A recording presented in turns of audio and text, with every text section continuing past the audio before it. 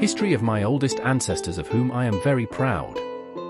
September 5, 990, born, the legendary Lady Godiva, my 30th great-aunt, wife of Leofric III, Earl of Mercia and Lord of Coventry, sister of Tyroldo of Bolingbroke and Bucknall, Sheriff of Lincolnshire, my 30th grandfather, for times my grandfather.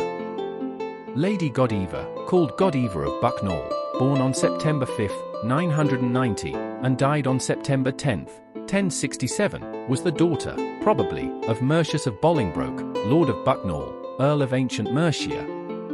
Lady Godiva, or Godifu, from Old English, God-gift, which means gift from God, of Mercia, was an Anglo-Saxon noble aristocrat, wife of Leofric III, Earl of Mercia, Lord of Coventry, who founded the monasteries of Coventry and Much Wenlock. Lady Godiva became famous. According to a legend, the noblewoman crossed the streets of Coventry, England, on horseback, naked, in order to convince her husband to reduce the taxes he had charged to finance his military campaigns. Historical figure.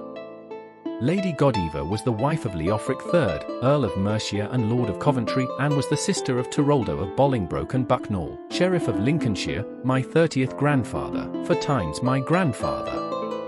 The story goes that she was the beautiful wife of Leofric III, Earl of Mercia and Lord of Coventry. Her name comes from Old English. He also appears in the Chronicles of Ely, which describe Godiva as a widow, at the time of her marriage to Leofrico. The couple had a son, Elfgar of Mercia. In 1043, Leofric founded the Order of St. Benedict in Coventry. His signature Dii ego Godiva comitissa Diu ista desideravi appears on Tyroldo de Bucknall's letter of donation to the Benedictine monastery of Spalding. Some genealogists argue that Tyroldo, who appears in the Domesday Book as Sheriff of Lincolnshire, was probably his brother. After Leofric's death in 1057, Lady Godiva appears referred to in the Domesday Book of King William I of England, the Conqueror, my 31st grandfather, for times my grandfather, and thus was the first woman to be called lady after the conquest. By 1086, when the Domesday record was made, Lady Godiva had already died, but her name remained there. Some sources indicate that she died on September 10, 1067, a year after William's invasion of England. There are controversies regarding the place where his body was buried. According to one of the sources, she was probably buried in Evesham, in Worcestershire. However, the writer Octavia Randolph assures that Lady Godiva was buried next to her husband in St. Mary's Priory and Cathedral, in Coventry. The legend of Lady Godiva.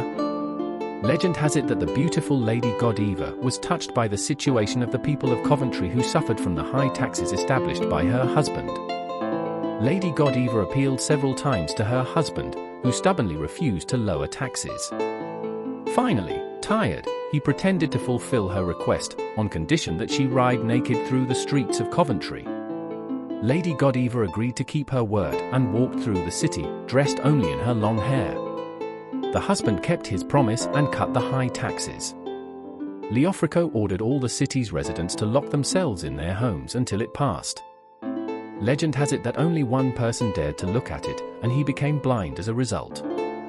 At the end of the story, Leofrico removes the higher taxes, thus keeping his word.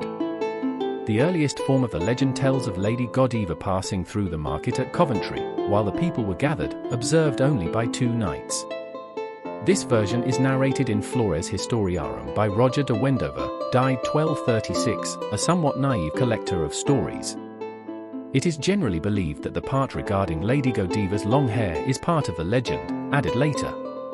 Some thematic elements are familiar in a legend: the uncompromising lord, the required promise, very difficult living conditions, chastity.